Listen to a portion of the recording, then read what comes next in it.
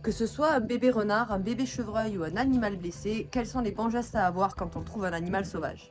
Ça y est, c'est le printemps, donc les femelles mettent bas, c'est-à-dire qu'elles sont en train d'avoir leurs petits. En vous baladant dans la forêt, dans les champs, vous allez peut-être trouver des bébés renards, des bébés chevreuils ou encore des petits lapereaux. Quelles sont les bonnes attitudes à avoir dans ces moments-là et les bons gestes?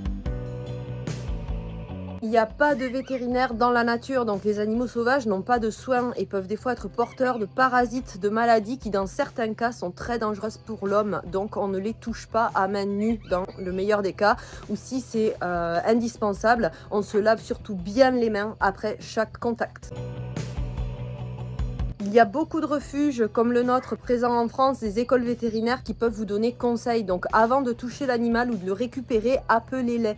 Il y a certains cas comme pour les petits chevreuils où la mère va en fait laisser le chevreuil à un endroit. Donc quand on le trouve, on peut penser qu'il est seul alors qu'en fait non, la mère va revenir. Mais si vous le touchez, la mère n'en voudra plus. Il est donc indispensable de demander conseil avant d'agir.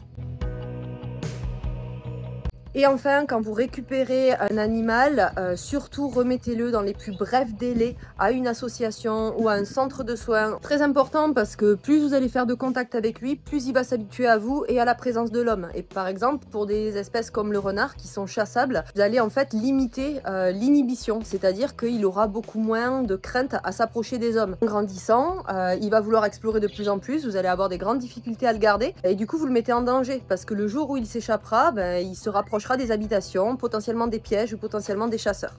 Donc en plus de mettre l'animal en danger, vous risquez vous-même une grosse amende parce que la détention d'animaux sauvages est illégale à moins d'avoir les certificats qui attestent de votre capacité à les maintenir. Donc pour le bien-être de l'animal que vous trouvez, renseignez-vous, demandez conseil et si jamais vous devez transporter l'animal, amenez-le le plus tôt possible dans un centre de soins ou une association spécialisée.